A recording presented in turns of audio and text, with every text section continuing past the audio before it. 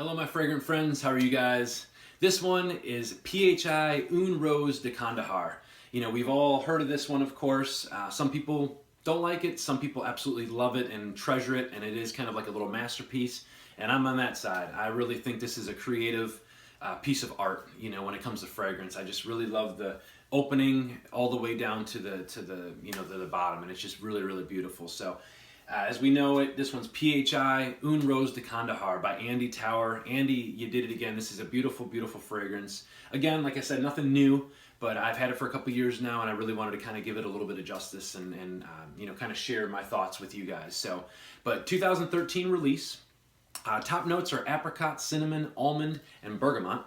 For your base, you have Bulgarian Rose Absolute, Rose from Kandahar, Bourbon Geranium, and Tobacco Leaf. For your base, you have patchouli, vetiver, vanilla, tonka bean, musk, and ambergris. So a lot going on with this fragrance, and what I love about a fragrance is, you know, from the front all the way to the finish, you know, from the top to the bottom, you can really pick out certain notes, you know. And this one, there's some rare rose oils used, I believe from Afghanistan. And it is, I believe, a rose-based fragrance, so you do get that. But if you are really put off by rose, don't worry about this fragrance because there's a lot more going on with it than just rose.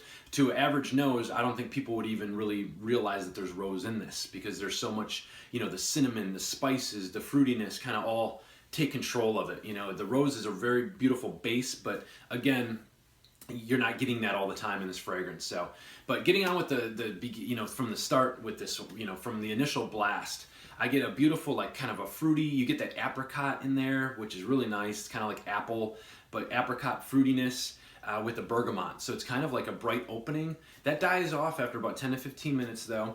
Then basically what I get is I get a real nice, like a cinnamon, you know, like when you open up those bags of tobacco where they're real kind of like the fruity, spicy cinnamon kind of tobacco, that's kind of what I get with this. And that carries on for quite a while. And then in the base, you just get some, you know, it's patchouli. There's a lot of patchouli in this, which is really nice. And then you get some tonka. I don't really get vanilla too much, but it does sweeten up quite a bit.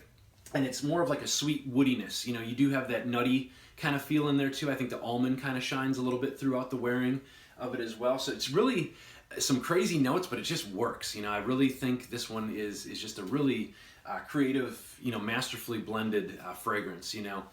And like I said, the base you do get, and it's a little bit earthy too. You know, I wouldn't say too animalistic because it's very pleasing and pleasant throughout the whole wearing, but towards the end, you know, the kind of the musk shines through. You do get musk throughout, but you know, towards that ending for the last couple hours, you do get some heavy musk in there, which is really nice.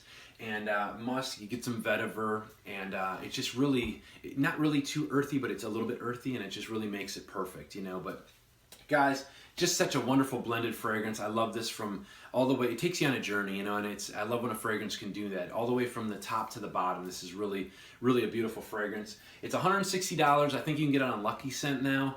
And, you know, it was kind of rare a couple years ago. You could get a few bottles, and then it was, you know, he didn't have the ingredients for it, so you couldn't get it. He wasn't making it, and then he would get them again. So a lot of times this was unavailable, you know, but now I think it's pretty available. But getting on with the presentation real quick, you know, he's very, Andy is he likes to, you know, sign his work. I think it's just awesome. It's very, you know, personal. You know, you have the Enjoy Andy Tower, so he signs that, of course, the little cards. There's just the card that goes inside the box, of course, the ingredients and things like that. Your box is pretty cool. He uses the tin boxes, which I do like. Here's the little sleeve that goes over it, but Andy Tower sleeve. And then here's the actual box. This paper sits here, but there's the more information on it. And then of course you have PHI, boom. And then this actually slides open like so, and that's where your bottle will lay in there. So the design's a little bit different than what it used to be. As we know, it was a bigger container, still metal, but it was different. Now the box, or the bottle, of course, is just really, really nice. I love these. The bottle, you know it's an Andy Tower fragrance when you see the bottle, just by the shape. I like the way you can hold it and everything. It's just really great bottles. Sprayer, decent spray. It's a nice spray. It drips a little bit towards the bottom, but just a nice full spray. I would limit this, guys, to probably 2, maybe 3 sprays, but 2 would definitely be enough. This one really is powerful. You can tell it's a lot of quality in this. you know, and it just really works. So there's your tower up there. So very detailed bottle. Of course, there's your front of the bottle, which is nice. I just like the shape. I like the green juice, of course. Comes in a 50 ml, like I said, that's all of his. You can get samples, but I think 50 ml is the normal size for his fragrances. So, but again, presentation is really nice, of course. I love his bottles, but just this smell, guys, is amazing. Like I said, it might not work for everyone, but I think it's just so pleasing that, you know, I don't think, you know, someone's going to be like, oh my gosh, you smell bad. You know, this is just a really, really nice scent. Definitely unisex. I think it'd work fine on a woman. I think it's a little bit more masculine. I think it's more of a men's fragrance than a woman's fragrance, but I think it would definitely work.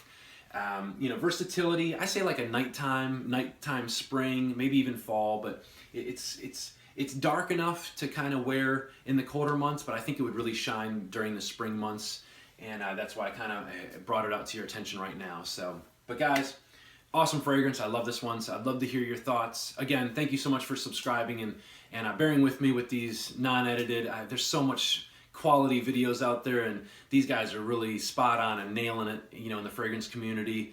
And you guys are doing awesome with your, you know, just your editing and so great. So I appreciate you guys bearing with me. I don't edit, and but I just wanted to kind of give you my thoughts on my great passion that I'm just loving so much. So guys, thank you again for joining me again, and I really appreciate it. Until next time, talk to you